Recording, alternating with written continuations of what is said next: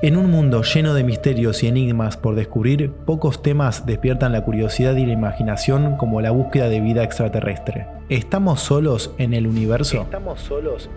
Esta pregunta impulsó a innumerables personas a explorar los confines del conocimiento humano en busca de respuestas. En esta entrevista nos adentramos en el fascinante mundo de la ufología de la mano de Andrea Pérez Simondini.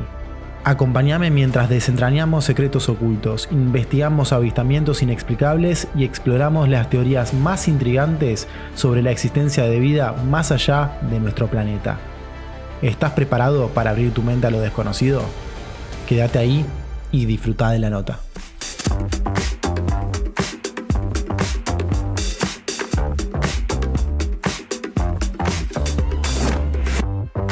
Bueno, André, antes que nada, muchas gracias por tu tiempo, por acercarte a contar un poco tu historia. Y para empezar, me gustaría hacer una pregunta bien punzante. Después vas a ir desarrollando por qué te dedicas a esto, qué es lo que haces y, bueno, varias cosas que iremos hablando a lo largo de la entrevista. Lo primero que te quiero preguntar es, del 1 al 100, ¿qué tan segura estás de que efectivamente los extraterrestres, aliens o seres de otros planetas inteligentes existen? 99%. Así arrancamos. Sí, bueno. Te dejo la duda de un 1% porque no tengo la evidencia definitiva, pero sí he acumulado mucha evidencia y muchos elementos que me permiten tener bastante certeza. La evidencia definitiva sería tener literalmente a un ser de otro planeta enfrente tuyo, básicamente. Sí, no tanto eso, sino la formalización como en la ciencia, que se establece un protocolo donde se revisa por pares, se publica y se estandariza como el descubrimiento o el hallazgo o lo que vos estabas indagando, ¿no? Ok, bueno, ahora sí, vamos de a poco. Contame primero por qué te dedicas a esto. A ver, te dedicas a la ufología, sos evidentemente una persona apasionada en este tema. ¿De dónde surge las ganas o la iniciativa tuya de dedicarte a esto hace ya tanto tiempo? Bueno, en principio yo cuando estaba en cuarto grado vivía en la ciudad de Buenos Aires, ahí cerquita del Club Comunicaciones, Sí. en Nazca y Tinogasta. Estaba esperando que cambie el semáforo sobre la calle Tinogasta y estaba con una compañera del colegio, Gabriela, y vi como una especie de, porque cuando ves por el rabillo del ojo, que algo se movía en el cielo y cuando miro era como una formación, un trencito que hacía como un viboroteo. Me llamó la atención y lo empecé a correr. Cuando cambia el semáforo, seguimos por Tinogasta hasta Avenida San Martín y vimos cómo se perdía para el Club Comunicaciones. Así que eso me impactó mucho y fui a la biblioteca de mi mamá, que ya hacía años venía indagando sobre el tema porque mi familia en realidad tuvo una experiencia en el año 1968 en Caleta Olivia. Mi papá era petrolero y bueno, y eso impactó mucho en mi mamá. Pero yo no seguía muy de cerca lo que ella hacía, era una niña y lo que sí me impactó fue esa experiencia ahí en Villa del Parque.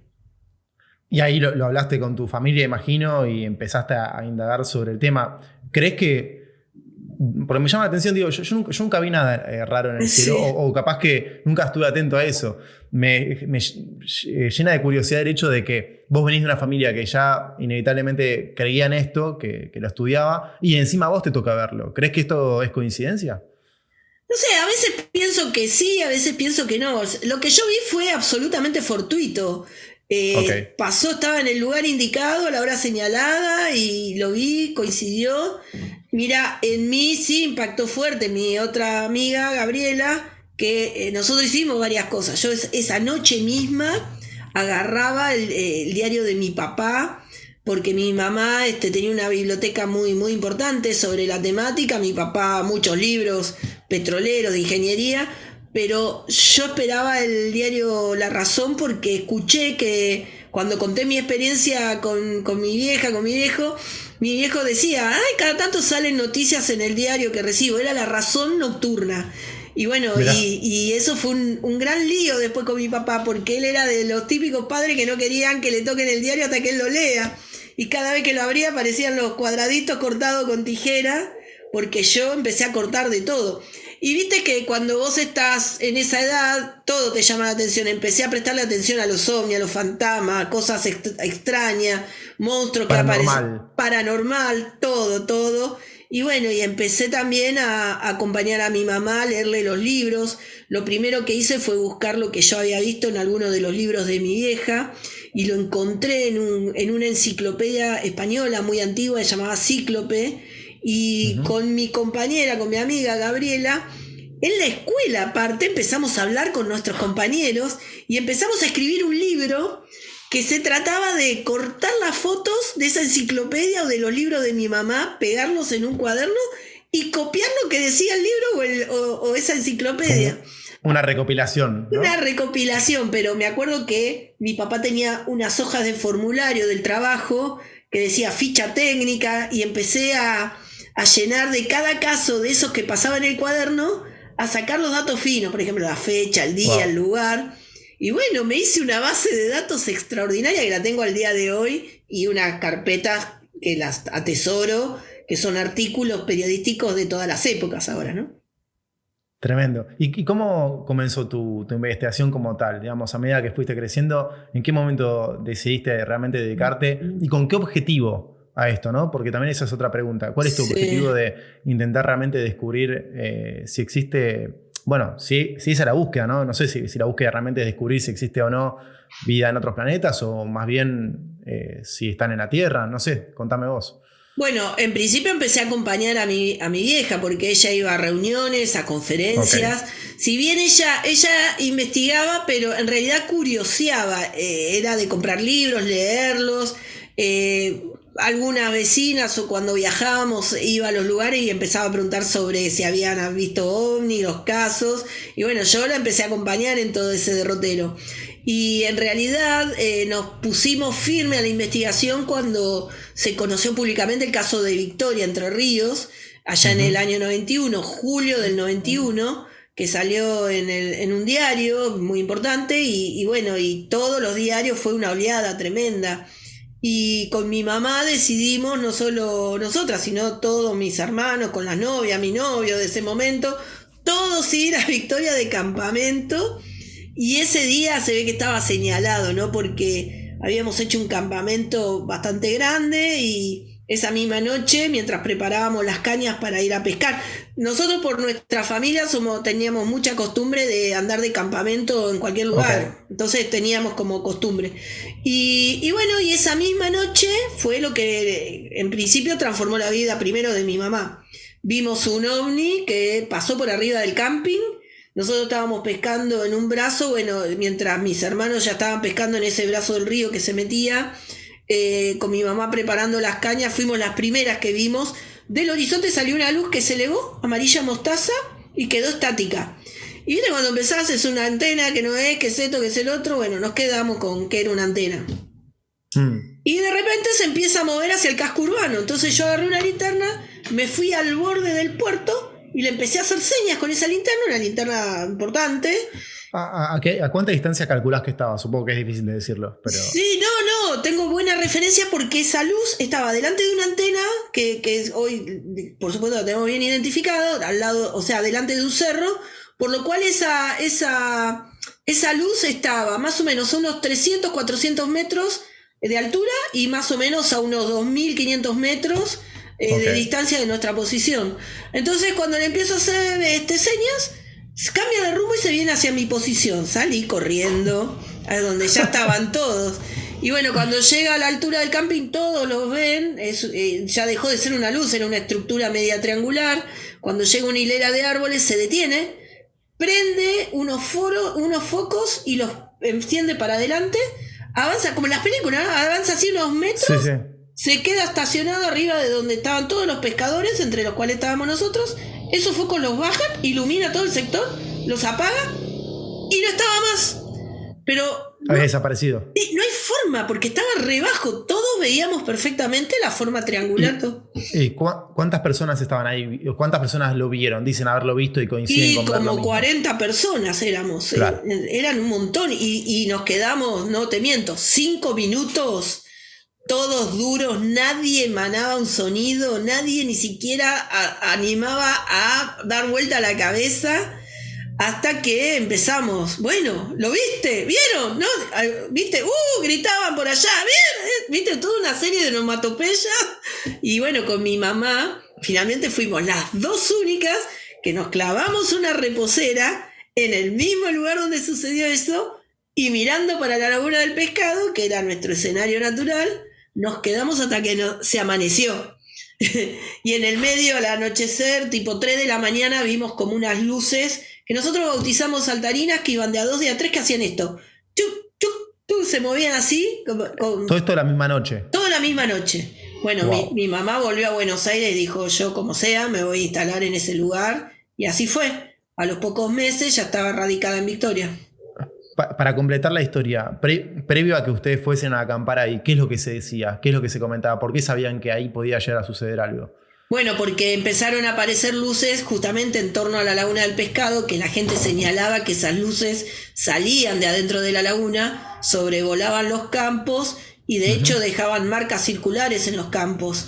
Bueno, nosotros... Típica de película también. Muy de película, pero bueno, llegamos a ver todo eso. Hubieron muchos aterrizajes con esas marcas, según lo que señalaban los testigos, y también la gente decía ver los ocupantes, que eran pequeñas criaturas. Después a los meses se dio un caso increíble en Antelo. Esto que te cuento fue entre julio y agosto. En septiembre, a pocos kilómetros ahí de Victoria, camino... Perdón, ¿de qué año hablamos? En 1991. 91, ok. Entonces apareció otro caso que fue increíble en Antelo, ahí más o menos a unos 20 kilómetros de Victoria, camino a Nogoyá, en un campo de Benito Pasadore. No solo ahí aparecieron las marcas y la familia vio todo el evento de una luz que sobrevoló ese campo y quedó suspendida arriba del tanque australiano, y cuando fueron a ver estaba el tanque con 65.000 litros de agua totalmente vacío, una huella de 20 metros de diámetro al costado, y en un lote y medio, en un lote que tenía 1,5 hectáreas más o menos, había 38 marcas circulares entre 5 y 7 metros de diámetro. Wow. Así que imagínate, era explosivo todo. Algo que no se podría, que es difícil de explicar a niveles humanos, ¿no? Digamos, terrestres. Bueno, exacto. Ahí nosotros no teníamos nada, ¿no? Una linterna y una cámara pocket. Era todo nuestro instrumental de trabajo. Bueno.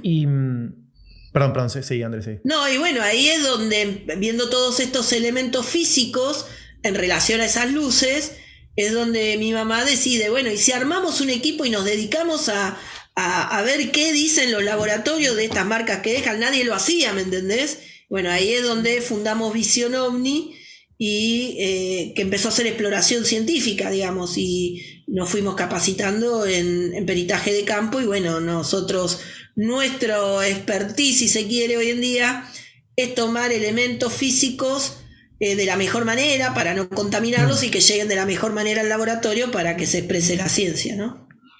Bueno, desde este hecho de los 90 hasta el día de hoy, ¿con cuántas situaciones similares en cuanto a estas características de tener movimientos tan cercanos tuviste? ¿Los llevás contados? ¿Tenés alguna idea? ¿Tuviste alguna más, digamos, choqueante que esta que contaste? Sí, hemos tenido un montón. No las tengo contadas, pero te diría que unas 10, 12 experiencias me marcaron muy fuerte. Otra que recuerdo muy bien es en el campo. Ahí hay un lugar que nosotros bautizamos el ex hipódromo. No somos muy creativos, había antiguamente un hipódromo. Entonces hoy es el parque industrial ahí, mirá. Y ahí era una cantidad de denuncias porque los campos eran muy grandes y ahí había muchos testigos porque se habían armado hornos de ladrillos que trabajan mucho a la noche. Entonces los testigos eran frecuentes y bastante importantes con las descripciones. Y nos referenciaban de luces que aparecían a muy baja altura y una especie de reflectores que apuntaban al cielo.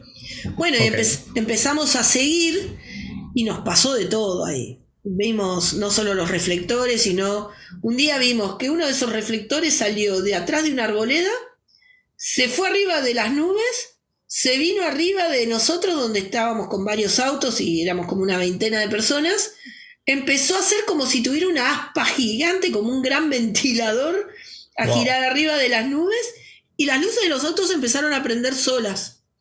Y yo estaba apoyada contra el parabrisas del mío y pegué un salto. Primero mucha atención no le di porque pensé que era una broma de mi hermano Cristian. Cuando lo veo a mi hermano adelante, ahí pegué el salto y dije, wow. Bueno, esa luz volvió sobre el mismo recorrido que hizo, bajó, se corrió a donde estaba originalmente el reflector y quedó como una emanación. Pero te hablo de reflector como esos buscadores de aviones de la Segunda Guerra Mundial, ¿viste? Que apuntan al como cielo. Como unas luces enormes. Enormes, digamos, potentes. Enorme. Pero era solo una luz sin estructura. Nada. No se veía detrás. Una luz, absolutamente. ¿Y a qué se lo atribuís? ¿Qué crees que era? Uy, no. Nosotros trabajamos, difícil. Exploramos muchas hipótesis y quizá tenga respuestas para explicar con cada una de ellas una parte del evento. Creo que hay trabajos con distintos marcos de radiación, de energía, de emisiones. Claramente, una de las cosas que exploramos y mucho y que tiene que ver con la recreación de figuras, estudiamos mucho en esos momentos los hologramas. ¿Cómo vos podés recrear? Estamos hablando del año 91, 92, 93, ¿no? ¿Cómo podés recrear tecnología en un campo de Victoria, Entre Ríos, que requerirías de la acción de un satélite para generar una figura 3D que vos puedas ver ahí en constante y sonante? Bueno, era muy difícil, nos hemos entrevistado y de hecho nos hemos hecho hasta amigos de expertos en los campos de las universidades, no solo nacionales sino internacionales. Muchos de estos trabajos también fueron muy bien documentados por mi mamá. Imagínate que desde el año 91 hasta el año 98 iba casi todos los días con su equipo y a documentar con fotografía y registros duros. No había celular, entonces todo era constatar, digamos, tiempo, clima, hora, dirección del viento, temperatura, eventos de vuelo, ¿no? Te iba a preguntar, yo hace poco entrevisté a el equipo de investigación paranormal argentino, se llama Dogma, que entre otras cosas también hacen algunos trabajos relacionados con ufología y contaban que claro, que la diferencia con entrar a una casa embrujada, por ejemplo, es que la casa se supone que vos sabés que está embrujada y bueno, tienen diferentes dispositivos. Acá, por lo que entiendo y lo que haces vos, si bien te dirigís a lugares donde hay avistamientos o donde dicen haber movimientos, es un poco un tiro al aire, ¿no? Es ver si justo a estos tipos, vamos a decirlo muy vulgarmente, les pinta estar ahí ese día y esa noche. Y ahí te pregunto, definitivamente si existen los extraterrestres, los aliens, los seres de otros planetas, no quieren ser vistos, o por lo menos no de forma masiva en la Tierra, sino creo que los conoceríamos. ¿Por qué repiten un mismo lugar, entonces? ¿Por qué vos sabés que en tal lugar se suelen ver con mayor cotidianidad? Bueno, entiendo de que hay lugares donde concentran las mismas características físicas. En Victoria, una de las cosas que nos promueve a lo reiterativo del fenómeno, básicamente es el agua. Claramente hay una relación directa con el agua. Nosotros tenemos afluentes de agua mineral en los campos. El agua de Victoria, acá esto fue toda zona de sedimentación marina, también hay mucho, y creo que las condiciones del agua tienen que ver con ese proceso químico de la salinidad, en ese traspaso agua mineral. Pudiera ser, no digo que sea, ¿no? Pero es algo que me mueve a pensar.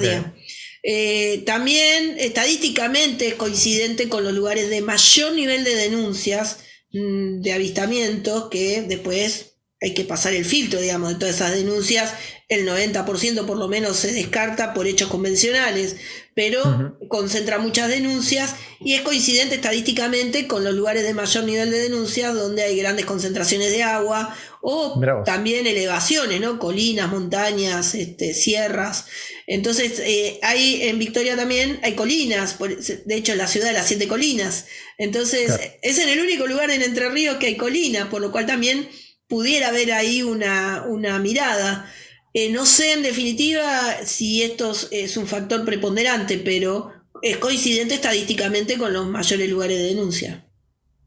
También en varios documentales, esto no sé si será cierto o no, pero hay mitos de que aparecían mucho en lugares donde había peligro nuclear, ¿no? En plantas nucleares, que hay muchos mitos que dicen que aparecieron y que inclusive evitaron lo que podrían ser catástrofes.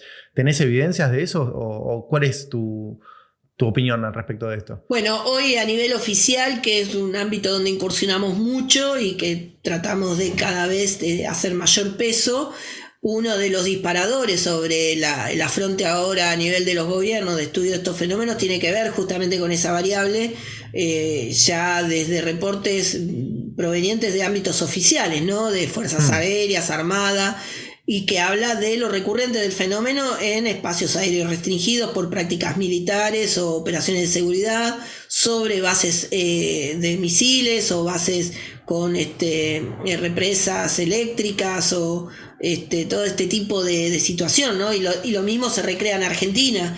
Entonces es muy interesante, y eso es parte de lo que ha despertado el estudio de lo que en Estados Unidos se denomina hoy UAP, que es FANI para nosotros, que es fenómeno aéreo no identificado, UAP por Unidentified Aerial Phenomenon, y que además se lo aborda con un protocolo que nosotros hoy usamos muy exigentemente, dentro de nuestras posibilidades, siempre aclaro, que se denominan observables, y que hablan de condiciones que son extraordinarias y que no son replicables en tecnología terrestre. Por ejemplo, velocidades.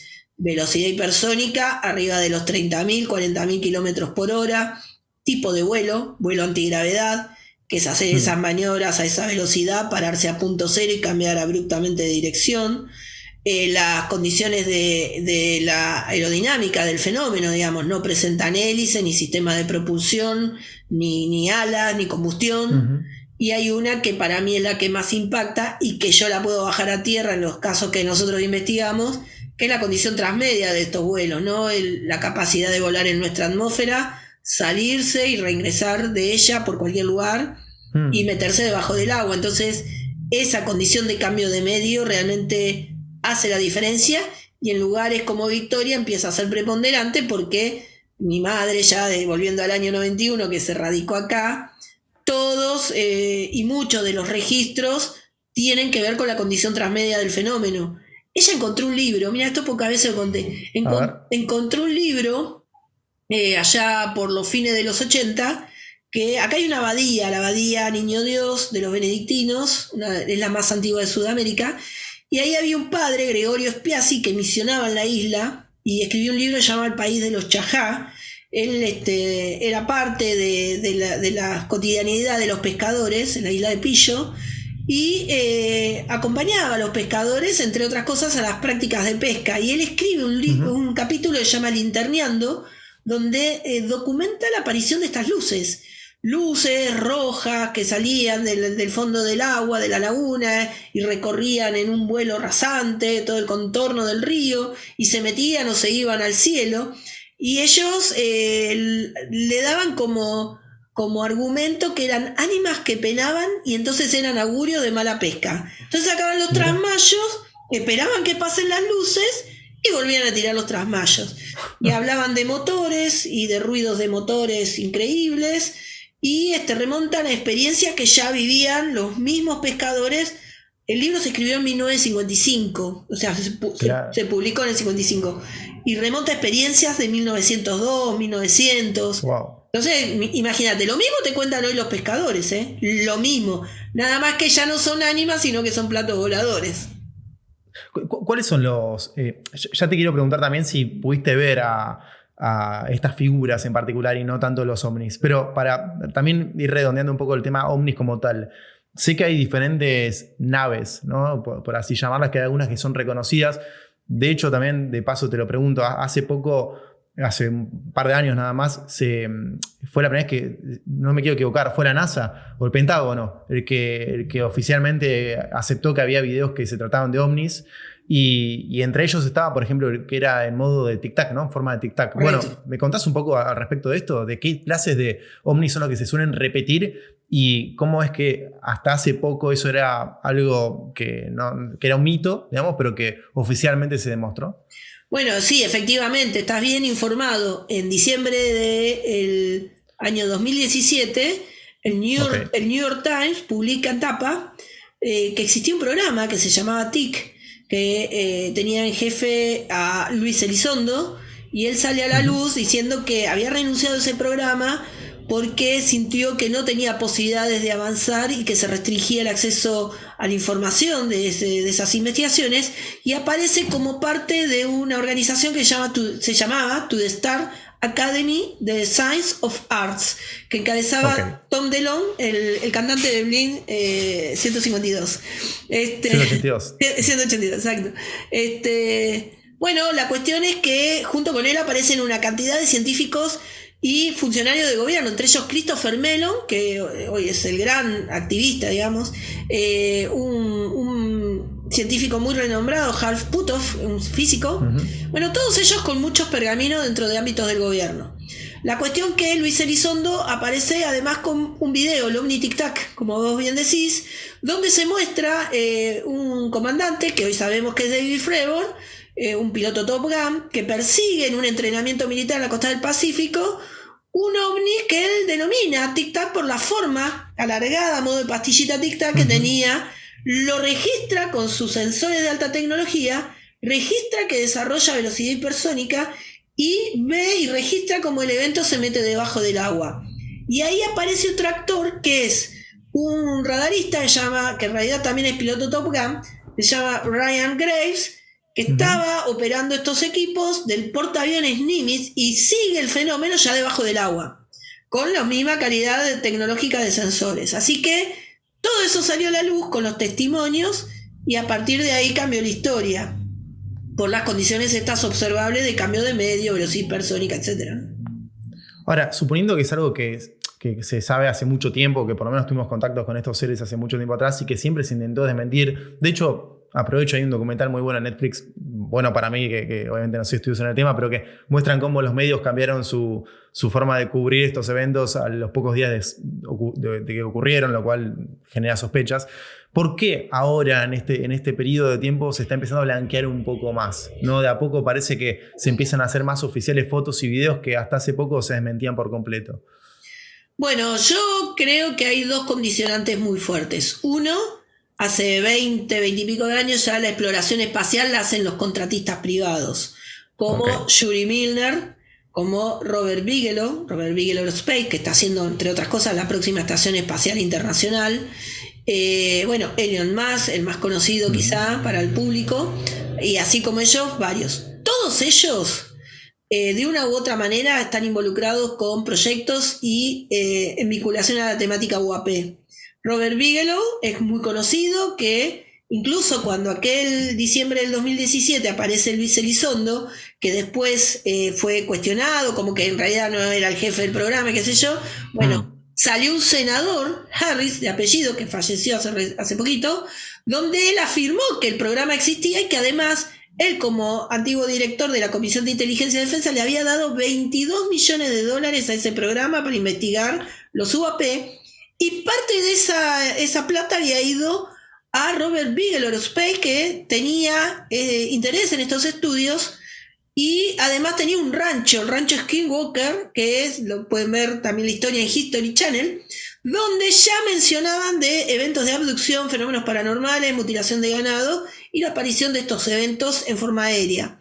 Así que Robert Bigelow tenía un plantel de científicos, entre ellos Hal Puthoff, el que te acabo de nombrar, que apareció en tu Star Academy of Science of Arts, y acompañando a Elizondo y a Christopher Mellon, que hoy es Christopher Mellon fue el subdirector de inteligencia del Pentágono en los gobiernos de Obama, de Clinton, un tipo muy vinculado con el Congreso en estas áreas. Y bueno, a partir de ahí se empezó a armar toda la apuesta.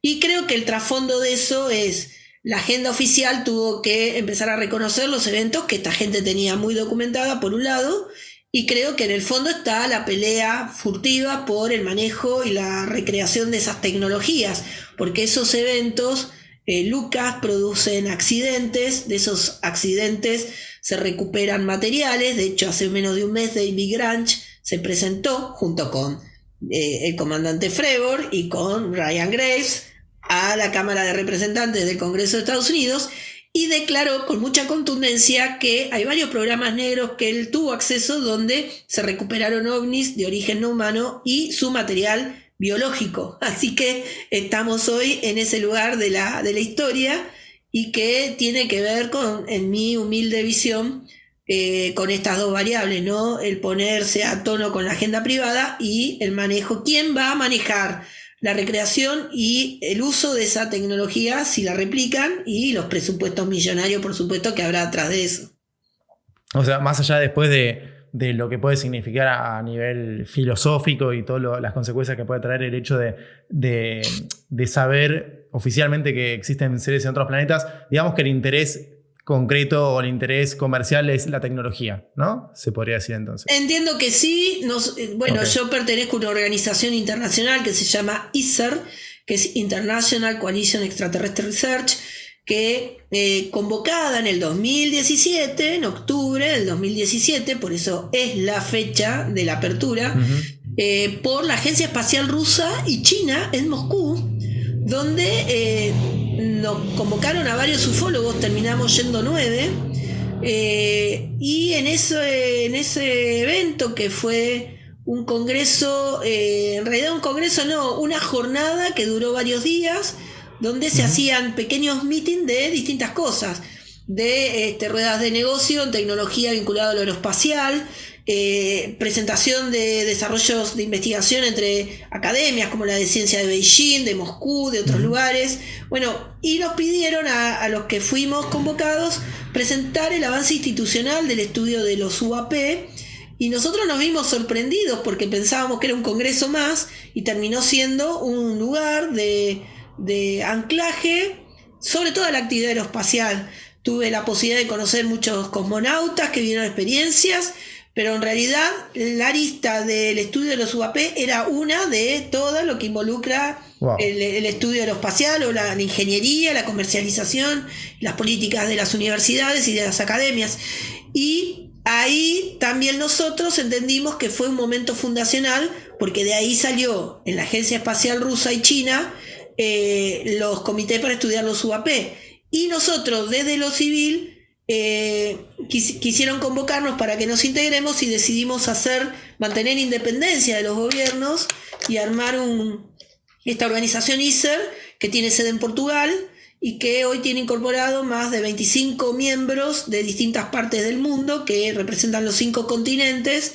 Yo soy la directora continental por América del Sur, y que tenemos entre ellos astrofísicos que son algunos miembros del proyecto SETI y que trabajan con universidades y desde ese lugar académico e institucional. Así que estamos muy cerca de lograr que en octubre finalmente las Naciones Unidas nos respalde al primer evento en San Marino, que logramos la aprobación por unanimidad del gobierno de San Marino para hacer esta presentación ante Naciones Unidas. Muchos de los actores, como Luis Elizondo, como Christopher Mellon, como Brian Graves, son asesores de ICER, y en caso de que se apruebe ese congreso van a ser oradores. Y ahí tenemos instalado un argentino que es un psiquiatra, el doctor Berlanda, Néstor Berlanda, de Rosario, Santa Fe, que él estudia hace muchos años la situación del fenómeno en cercanía de lo que denominamos experimentadores, que son personas de carne y hueso, digamos. Metiéndonos ahora de lleno a lo que son los aliens, sí, yo digo aliens, quizás la palabra técnica para decirlo es de otra manera, corregime si me equivoco. ¿Tuviste experiencias? Ya contaste que tuviste experiencias de ver ovnis. ¿Tuviste experiencias de ver estos seres personalmente? Bueno, sí, a mí me gusta catalogar mucho. Yo vengo del mundo del marketing, de la investigación de campo, de mercado, así que todo lo protocolizo. En principio yo trabajo así con una escala, que son casos asociados. En principio, donde haya luces o estos eventos aéreos y terrestres anómalos y que dejen evidencia física. Estos seres, estas criaturas, en realidad yo lo asocio con ocupantes o tripulantes si están en torno a un objeto que vuela y que tiene como una cabina y que desprende cosas, entonces lo califico de eso. Si veo cosas no asociadas a luces, o no veo una estructura y veo una luz, son criaturas, entidades, ¿entendés? Para ver. Sí he visto entidades, entonces, y en el campo, en marcos asociados y no asociados.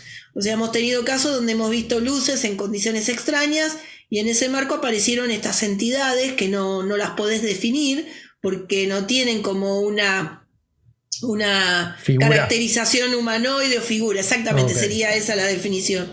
Bueno, y me ha pasado 2 veces. Una fue en este lugar, el Exhipódromo, que ya te mencioné, y ahí vimos una luz que se prendió en una zona, en una arboleda, bastante adentro, unos 3.000 metros capaz campo adentro, no menos, 2.500 metros, 2.000 metros. Y se veía un monte tupido y adentro la luz. Y se veían figuritas casi humanoides, muy pequeñas, claramente eran muy pequeñas porque nos daban referencia los arbustos, que pasaban y se cruzaban por delante de la luz. Idéntico, si los que están viendo, ¿vieron la película Encuentro Cercano del Tercer Tipo? Claro. Hay una imagen de la película que recrea lo que yo vi ese día. Wow. La luz potente como la figura simulando un objeto por detrás, una luz muy potente y las figuritas que se cruzaban así una tras. Yo cada vez que veo esa película se me pone la piel de pollo porque, claro, porque recuerdo ese día con mucha claridad. Eso fue un día. Y después otro día, en realidad fueron 3. 2 no asociados. Una, estábamos un grupo de personas y vimos una figura, primero una luminosidad, había unos cardos, más o menos tenían como unos 2,5 metros, 3 metros de altura, bastante altos. La huella, donde pasan los tractores, que está entre el alambrado y donde empieza la línea de los cardos, la huella bien definida, que era un camino. Y ahí, en los primeros cardos de la primera línea, pegando la huella, se veía una gran luminosidad abajo, en la parte de abajo de los cardos. Okay. Cuando saltamos el alambrado y nos metemos en la huella, de ahí éramos como 20 personas ese día, todos con máquinas y grabadoras y videograbadoras. Sale una figura que empieza a suspendida sobrevolar alrededor nuestro, que era básicamente el fantasma Gasparín. Mirá. Tal cual, el dibujito del fantasma Gasparín era una cosa redonda que hacía como una ave que abría una pollerita, tenía como 2 extremidades que asumimos que eran como brazos, pero no le veíamos manos, nada, sino como una prolongación, y abajo nada, pero flotaba y daba vuelta. Lo curioso que mientras hacía eso yo andaba con una videograbadora de cassette y batería, y se me cortaba. Primero me salía loca la imagen y la fecha y la hora, y se cortaba la grabación, así 2 veces. Ahora, después se perdió. Imagino que esto debe ser complicado también de suponer si efectivamente estamos hablando de extraterrestres o inclusive de entidades paralelas, ¿no? Digo, porque recuerdo, hice hace poco una entrevista con un grupo de investigadores paranormales y claro, y interpreto lo que me decís y también desde otra óptica podríamos decir que estamos hablando de otra dimensión, ¿no? De un ser fallecido, qué sé yo. Digamos, se mezclan un poco también, ¿no? Estas incógnitas. Bueno, sí, es clarísimo el planteo que haces, pero te la voy a complicar más. A ver. En todo lo que es el avance oficial, de todo eso que venimos hablando, de Luis Elizondo, de la investigación oficial, del OVNI Tic Tac, hoy la agenda, esa misma agenda que tiene comisiones que dependen del Pentágono y que revisa el Senado con una comisión de inteligencia y defensa y que están dando declaraciones, los testimonios de los testigos, los pilotos, personal de defensa, de seguridad, científicos. Hay un camino que se ha avanzado mucho que involucra los experimentadores. ¿Qué son los experimentadores? Personas que han estado en cercanía del fenómeno, el fenómeno dejó evidencia física, y a su vez personas que han estado en contacto con elementos del fenómeno y que en todos los casos les produjo laceraciones, lesiones que son documentadas en historias clínicas y que a la vez genera, bueno, eso se conoce, uno de los disparadores más importantes son quemaduras por radiación o diagnósticos con alteraciones motrices, auditivas, visuales, producto de radiación, conocido como el síndrome de La Habana. Esas personas además empiezan a observar manifestaciones paranormales en el lugar de sus trabajos o en los lugares donde se relaciona su familia, vecinos, escuelas, compras. Eso se lo denomina hoy efecto Hirschsprung, que espero haberlo pronunciado bien, que en inglés la traducción es te lo llevas a casa. Y habla de que el tener contacto de estos eventos te produce alguna incorporación que vos después las vivís, las recreas y además la trasladás a tus cercanías, vecinos, familiares, compañeros de trabajo, que empiezan a ver fenómenos paranormales a modo de orbe, fantasma, hombre lobo. Bueno. Es como que estás seleccionado, como que vos y tu entorno estás seleccionado de alguna manera. Ahí está, no tengo capacidad de responder eso, pero hay uno de estos tantos científicos que se llama Gary Nolan, o Steven Half Puthoff, como te lo mencioné. Un médico de apellido Green, Steven Green creo que se llama, que ha estado investigando muy profundamente esto, pero Gary Nolan fue más allá. Gary Nolan tomó 100 personas, de una base de datos de 100 personas que decían tener estas cuestiones vinculadas al síndrome de La Habana, y logró que 38 de esas personas pudieran ser monitoreadas con tecnología que miden radiaciones, por ejemplo rayos gamma, porque hay una relación entre todos estos fenómenos y rangos de longitud de onda dentro del espectro no visible asociado a microondas, radiofrecuencia y rayos gamma. Gary Nolan monitorea a estas personas 24/7 en todo su entorno, y coincidente, y es muy alta la tasa de incidencia, que cuando estas personas dicen vivir esas manifestaciones paranormales, el pico de medición de gamma se va a su máxima expresión. Bueno, estamos en ese punto. Eso nosotros lo trasladamos como agenda paralela en el desarrollo, y bueno, de hecho acá venimos ya hace 3-4 años estudiando los experimentadores para alejarlo de los que se dicen contactados, porque también hay mucha contaminación de cualquiera, y se presenta como contactado, y tiene un ámbito muy exigente con historias clínicas, bueno, un montón de cosas, y ahora estamos ahondando en esta cuestión del efecto Hirschsprung, ¿no? Increíble. André, por toda la información que fuiste recopilando a lo largo de estos años, ¿crees que están entre nosotros? Como suele ser la mítica pregunta que se hace, la famosa frase. Sí, bueno, yo creo, hay una parte, bueno, a veces me pregunto y todos los meses cambio de respuesta, a la semana, por ahí por día, pero sí, yo creo que existe una gran posibilidad de, es una creencia, por supuesto. Obvio, no tengo ningún basamento, ¿no? Pero sí, porque yo tengo esta timeline con respecto al tema, y basado en eventos que investigué en Argentina. En 1962, todo lo que hoy llama la atención de eventos transmedios, los observables, caídas de objetos, recupero de materiales, bueno, la Armada Argentina ya tenía una comisión que encabezó Roque Pagani, que lo investigaba. Bahía Blanca era un punto estratégico. Entonces, quien tuviera esa tecnología en aquel entonces ya hubiera tenido supremacía en defensa, en desarrollo de... Bueno, para mí, o sea, hay una posibilidad de que en la década del 60, 70 y hasta diría que mediados de los 80, la mayoría, hubo muchos casos de traslación en el tiempo perdido, abducciones, encuentros en cercanía con seres. Eso dejó de suceder, por lo menos al nivel de denuncias que había antes, pero no solo en Argentina, en el mundo. Por lo cual creo que, como todo es cíclico cuando vos organizás algo, y creo que una entidad extraterrestre con inteligencia no escaparía a eso, si teníamos un periodo de observación, de exploración, de investigación, pudiéramos estar quizá en estos tiempos de interacción. Entonces, a veces me convenzo mucho que pudiera ser una linda observación. Todavía no me topé con nadie que pudiera tener algún rasgo, pero un día salió un ministro de Defensa que falleció, de Canadá, Paul Heine, que afirmó, cuando estuvo como ministro no dijo nunca nada del tema. Típico. Un desgraciado.